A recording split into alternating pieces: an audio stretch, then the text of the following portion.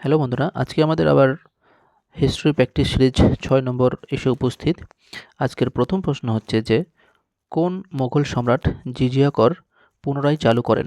কোন মোগল সম্রাট জিজিয়া কর পুনরায় চালু করেন? তো অ্যান্সার হয়ে যাবে ঔরঙ্গজেব, কারণ ঔরঙ্গজেব এই জিজিয়া কর প্রথাটা পুনরায় আবার চালু করেছিল। আচ্ছা, যদি প্রশ্ন করা হয় যে এই জিজিয়া কর প্রথাটা বন্ধ কে করেছিল, তাহলে অ্যান্সার কী হবে? দেখো, জিজিয়া কর প্রথাটা বন্ধ করেছিল আকবর, আর এইটাকে পরবর্তীতে আবার পুনরায় চালু করেছে ঔরঙ্গজেব। তো এক্ষেত্রে 1 নম্বর প্রশ্নের উত্তর হয়ে যাবে অপশন ডি, ঔরঙ্গজেব। নেক্সট প্রশ্ন হচ্ছে যে নন্দবংশের শেষ রাজার নাম কী ছিল? নন্দবংশের শেষ রাজার নাম কী ছিল? নন্দবংশের শেষ রাজার নাম ছিল ধননন্দ। নন্দবংশের শেষ রাজার নাম ছিল ধননন্দ।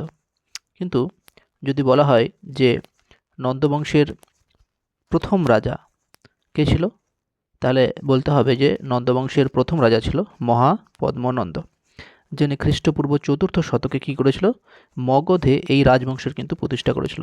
এবং এই রাজবংশটা প্রতিষ্ঠা করার পরে তিনি কিন্তু একেবারে ভারতে একেবারে ঐতিহাসিক সম্রাট হিসেবে পরিচিতি লাভ করে। আচ্ছা, পরবর্তী প্রশ্ন হচ্ছে যে 1853 খ্রিস্টাব্দে সম্রাট অশোকের শিলালিপির পাঠ উদ্ধার কে করেন? 1835 খ্রিস্টাব্দে যে অশোকের শিলালিপিগুলো ছিল, তো সেই অশোকের শিলালিপির যে পাঠ উদ্ধার কে করেছিল? Vincent Smith, James Prinsep, Jadunath Sarkar নাকি ডেভিড হেয়ার? দেখো, 1835 খ্রিস্টাব্দে অশোকের যে শিলালিপিগুলো ছিল, সেই শিলালিপিগুলোর পাঠ উদ্ধার করেন কিন্তু জেমস প্রিন্সেপ। তো এক্ষেত্রে উত্তর হয়ে যাবে 3 নম্বরের option B, James Prinsep. Next প্রশ্ন হচ্ছে যে কে মিতাক্ষরা আইন রচনা করেন? দেখো, অ্যাকচুয়ালি এখানে মিতাক্ষরাটা একটা ভাষ্য, যাজ্ঞবল্ক্য সংহিতার একটা ভাষ্য হচ্ছে মিতাক্ষরা। তো এই মিতাক্ষরা যে ভাষ্য বা টিকা, এখানে কিন্তু বিভিন্ন রকমের আইন লেখা রয়েছিল, এই জন্য এটাকে আইন বলা হচ্ছে। তো মিতাক্ষরা আইন রচনা করেছিলেন তোমার শাস্ত্রজ্ঞ বিজ্ঞানেশ্বর। বিজ্ঞানেশ্বর কিন্তু এই মিতাক্ষরা টিকা বা মিতাক্ষরা আইন কিন্তু রচনা করেছেন। আচ্ছা, এই আইন বা এই টিকার সম্পর্কে একটু জেনে নেব। দেখো, রচয়িতা হচ্ছে বিজ্ঞানেশ্বর, যাজ্ঞবল্ক্য সংহিতার একটি ভাষ্য গ্রন্থ বা টিকা হচ্ছে এই মিতাক্ষরা। আর এটা মোটামুটি 11 শতাব্দীর শেষ ভাগ থেকে 12 শতাব্দীর শুরু, এর মধ্যে কিন্তু এটা রচনা করেছিল। আচ্ছা, এর মূল বিষয় কি? এর মূল বিষয় হচ্ছে যে বিশেষ করে উত্তরাধিকার, তারপরে জন্মসূত্রে পাওয়া যে সম্পত্তি তার অধিকার, এই সমস্ত নিয়মগুলো কিন্তু এই তোমার মিতাক্ষরা আইন বা মিতাক্ষরা টিকার মধ্যে কিন্তু খুব সুন্দর করে বিজ্ঞানেশ্বর কিন্তু উল্লেখ করেছেন। আচ্ছা, এটা বিশেষ করে ওই ভারতের অধিকাংশ রাজ্যে কিন্তু প্রচলিত রয়েছে, কয়েকটা জায়গা ছাড়া, যেমন বাংলা, অসম, এই 2টা জায়গা ছাড়া কিন্তু বলতে পারা যায় যে ভারতের অধিকাংশ জায়গাতে কিন্তু এই মিতাক্ষরার মধ্যে যে আইনগুলো রয়েছে সেটা কিন্তু প্রচলিত রয়েছে। আচ্ছা, যাই হোক, এবার পরবর্তী প্রশ্ন আমরা দেখে নেব। তো পরের প্রশ্ন হচ্ছে যে পল্লব বংশের শেষ রাজা কে ছিলেন? পল্লব বংশের শেষ রাজা কে ছিলেন? পল্লব বংশের শেষ রাজা ছিল তোমার অপরাজিত বর্মন। শেষ রাজা ছিল অপরাজিত বর্মন। যদি এখানে প্রশ্ন করা হয় যে পল্লব বংশের প্রথম রাজা কে ছিল, তাহলে পল্লব বংশের প্রথম রাজা ছিল কিন্তু ওই সিংহ বিষ্ণু। আর যদি বলা হয় যে পল্লব বংশের সর্বশ্রেষ্ঠ রাজাকে, তাহলে বলতে হবে যে পল্লব বংশের সর্বশ্রেষ্ঠ রাজা হচ্ছে প্রথম নরসিংহ বর্মন। ঠিক আছে? আবার এই নরসিংহ বর্মনকে কিন্তু মামল্ল নামেও কিন্তু অনেকেই চিনে থাকেন, অর্থাৎ নরসিংহ বর্মনের অন্য একটা নাম ছিল মামল্ল। আচ্ছা, পরবর্তী প্রশ্ন দেখি। কে ভারতের তোতা পাখি নামে পরিচিত ছিলেন? একেবারে ভেরি ভেরি ইম্পর্টেন্ট প্রশ্ন। কে ভারতের তোতা পাখি নামে পরিচিত ছিলেন? ভারতের তোতা পাখি হিসেবে পরিচিত ছিল তোমার আমির খসরু। কে ছিল? আমির খসরু। আমির খসরুকে কিন্তু ভারতের তোতা পাখি বলা হয়। আচ্ছা, পরবর্তী প্রশ্ন হচ্ছে যে দিল্লিতে সুলতানি শাসন কে প্রতিষ্ঠা করেন?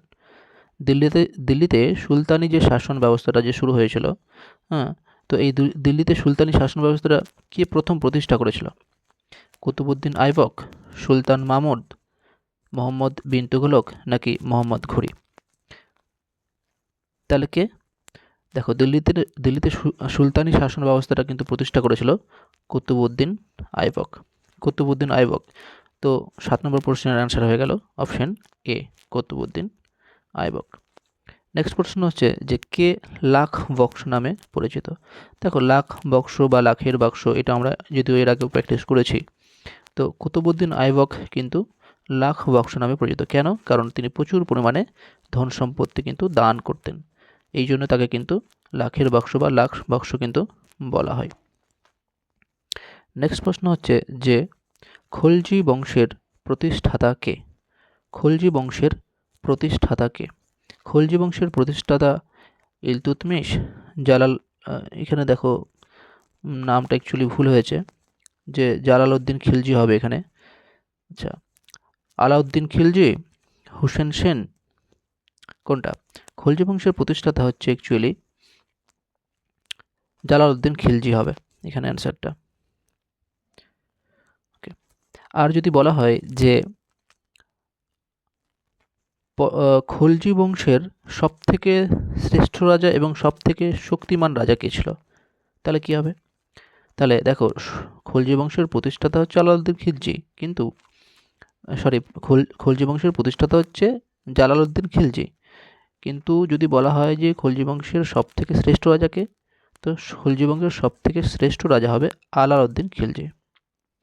দেখো, অনেক বই আবার খিলজি লেখা রয়েছে, আবার অনেক বই খলজিও লেখা রয়েছে, তো আমার মনে হয় খলজিটাই ঠিক। যাই হোক, পরের প্রশ্ন হচ্ছে যে কত খ্রিস্টাব্দে তৈমুর লং ভারত আক্রমণ করেন? কত খ্রিস্টাব্দে তৈমুর লং ভারত আক্রমণ করেন? কত খ্রিস্টাব্দে? 1898 নাকি 1398, 1207 নাকি 712? তো তৈমুর লং ভারত আক্রমণ করেছিলেন 1398 খ্রিস্টাব্দে। 1398 খ্রিস্টাব্দে কিন্তু তৈমুর লং ভারত আক্রমণ করেছিলেন।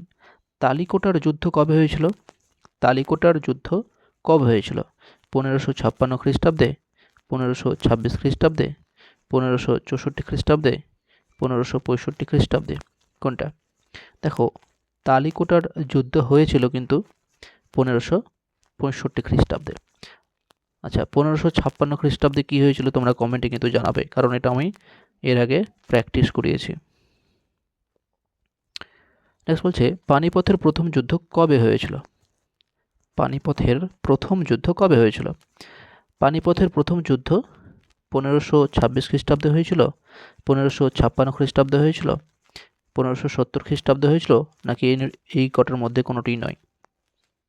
দেখো, পানিপথের প্রথম যুদ্ধ হয়েছিল কিন্তু 1526 খ্রিস্টাব্দে। একটু আগে যেহেতু আমরা আলোচনা আবার করলাম, দেখ তোমরা তবুও কমেন্টে জানাবে।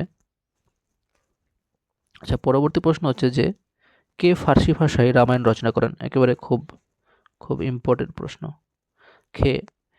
কে ফার্সি ভাষায় রামায়ণ রচনা করেন? দেখো, ফার্সি ভাষায় রামায়ণ রচনা করেছিলেন বদাউনি। কে? বদাউনি। ফার্সি ভাষায় রামায়ণ রচনা করেছেন বদাউনি। আচ্ছা, পরবর্তী প্রশ্ন হচ্ছে যে ঔরঙ্গজেবের মৃত্যুর পরে দিল্লির সিংহাসনে কে বসেন? ঔরঙ্গজেবের মৃত্যুর পরে দিল্লির সিংহাসনে কে বসেছিলেন? আলীবর্দী খাঁ, মোহাম্মদ শাহ, বাহাদুর শাহ নাকি ফারুকশিয়ার? বলতে হবে যে ঔরঙ্গজেবের মৃত্যুর পর দিল্লির সিংহাসনে কে বসেন? তো অ্যান্সার হয়ে যাবে বাহাদুর শাহ। বাহাদুর শাহ কিন্তু ঔরঙ্গজেবের মৃত্যুর পর কিন্তু দিল্লির সিংহাসনে বসেছিলেন। জাহাঙ্গীর কোন শিখ গুরুকে মৃত্যুদণ্ডে দণ্ডিত করেন? জাহাঙ্গীর কোন শিখ গুরুকে মৃত্যুদণ্ডে দণ্ডিত করেন? তেগ বাহাদুর, গুরু নানক, গুরু অর্জুন, গুরু গোবিন্দ সিং। কোনটা হবে? জাহাঙ্গীর কিন্তু গুরু অর্জুন শিখ গুরুকে কিন্তু তিনি মৃত্যুদণ্ডে দণ্ডিত করেছিলেন। আচ্ছা, 16 নম্বর প্রশ্ন হচ্ছে যে সত্যমেব জয়তে এই কথাটি কোন গ্রন্থে থেকে নেওয়া হয়েছে? সত্যমেব জয়তে এই কথাটি কোন গ্রন্থ থেকে নেওয়া হয়েছে? ঋগ্বেদ থেকে নেওয়া হয়েছে, নাকি মুন্ডক উপনিষদ থেকে, সামবেদ থেকে, নাকি ভাগবত গীতা থেকে? কোথা থেকে? সত্যমেব জয়তে কিন্তু মুন্ডক উপনিষদ থেকে নেওয়া হয়েছে। তাহলে কি 16 নম্বর প্রশ্নের অ্যান্সার হয়ে যাবে মুন্ডক উপনিষদ। বেশ, পরবর্তী প্রশ্ন দেখি। পরবর্তী প্রশ্ন হচ্ছে যে কোন সুলতান প্রথম দাক্ষিণাত্য জয় করেন? কোন সুলতান প্রথম দাক্ষিণাত্য জয় করেন? ফিরোজ শাহ তুগলক, মোহাম্মদ বিন তুগলক, আলাউদ্দিন খলজি, নাকি ইলতুৎমিশ? তাহলে কি হবে যে প্রথম দাক্ষিণাত্য জয় করেছিলেন আলাউদ্দিন খলজি, তাই তো? তো 17 নম্বর প্রশ্নের অ্যান্সার হয়ে যাবে আলাউদ্দিন খলজি। আচ্ছা, পরবর্তী প্রশ্ন হচ্ছে যে সাঁচি স্তূপ কে নির্মাণ করেন? এটাও কিন্তু খুব সুন্দর প্রশ্ন এবং খুব ইম্পর্টেন্ট প্রশ্ন। তো সাঁচি স্তূপ নির্মাণ করেছিলেন কে? সাঁচি স্তূপ নির্মাণ করেছিলেন অশোক কিন্তু সাঁচি স্তূপ নির্মাণ করেছিলেন। আচ্ছা, 19 নম্বর প্রশ্ন হচ্ছে যে কোন সুলতান ইকতা প্রথার বিলোপ করেন? দেখো, ইকতা প্রথার বিলোপ করেছিলেন কিন্তু ওই তোমার এখানে কি আছে অপশনে? চন্দ্রগুপ্ত মৌর্য আছে, আলাউদ্দিন খলজি আছে, অজাতশত্রু আছে এবং গিয়াসউদ্দিন বলবন আছে, তাই তো? দেখো, এখানে কিন্তু আলাউদ্দিন খলজি যে রয়েছে, এই আলাউদ্দিন খলজি কিন্তু ইকতা ব্যবস্থার কিন্তু বিলোপ ঘটিয়েছিল। আর যদি বলা হয় যে ইকতা ব্যবস্থাটা শুরু কে করেছিল? দেখো, ইকতা ব্যবস্থাটা শুরু করেছিল ইলতুৎমিশ। এই যে ইলতুৎমিশ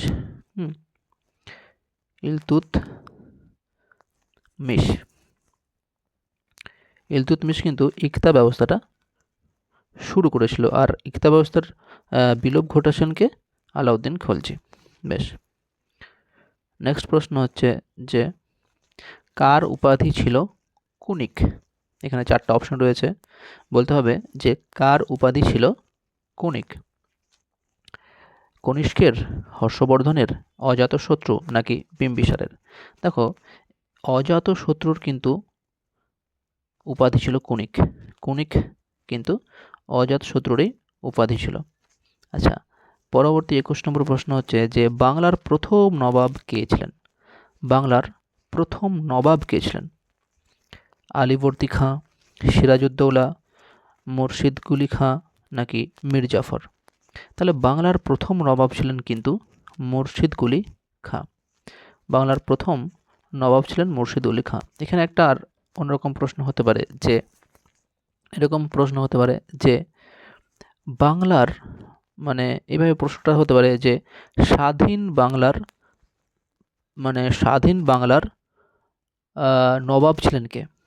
স্বাধীন বাংলার, বা এরকমও হতে পারে যে স্বাধীন বাংলার শেষ নবাব কে ছিলেন? স্বাধীন বাংলার শেষ নবাব ছিল কিন্তু সিরাজউদ্দৌলা। স্বাধীন বাংলার শেষ নবাব ছিল কিন্তু সিরাজউদ্দৌলা।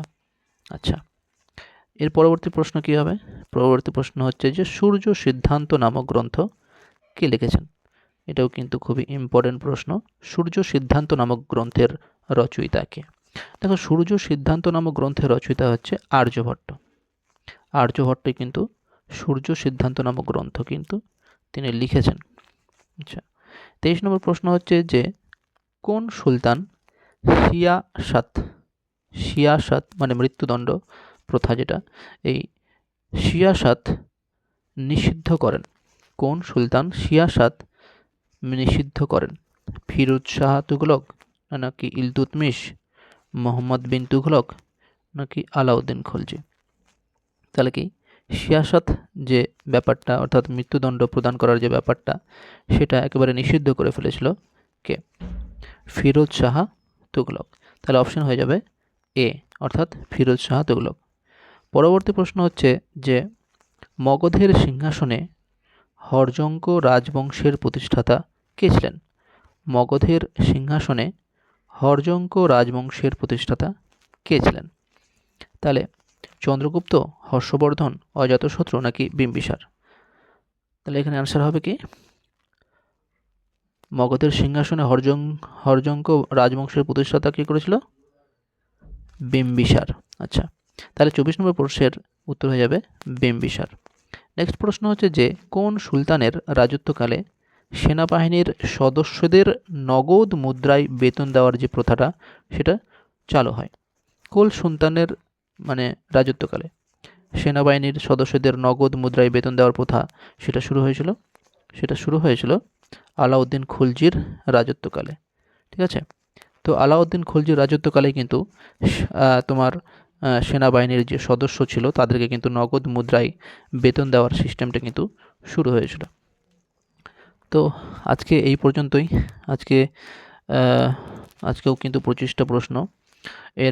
এরপরে কিন্তু আমরা জিওগ্রাফি থেকে প্র্যাকটিস করব। ঠিক আছে, আচ্ছা, যারা সাবস্ক্রাইব করোনি চ্যানেলটাকে তোমরা সাবস্ক্রাইব করে দিতে পারো। আর যারা চ্যানেলে যুক্ত হওনি ওই হোয়াটসঅ্যাপ গ্রুপে, তোমরা ডেসক্রিপশনে লিঙ্ক থাকবে, সেই লিঙ্কে জয়েন করে তোমরা গ্রুপে যুক্ত হয়ে যেতে পারো। তাহলে এই পিডিএফগুলো কিন্তু প্রত্যেকটা তোমরা ডাউনলোড করে নিতে পারবে, কারণ আমি ওই গ্রুপেই প্রত্যেকটা পিডিএফ আমি কিন্তু আপলোড করে দিই এবং প্রত্যেকটার অ্যান্সার কিন্তু আবার শেষে দেওয়া থাকে। এটাতে এখনও অ্যাড করা হয়নি অ্যান্সারটা, আমি যখন আপলোড করব তার ঠিক আগে আমি অ্যান্সারের যে পেজটা সেই পেজটাও কিন্তু শেষে অ্যাড করেই কিন্তু আপলোড করব। ঠিক আছে, আজকের মতো এখানেই।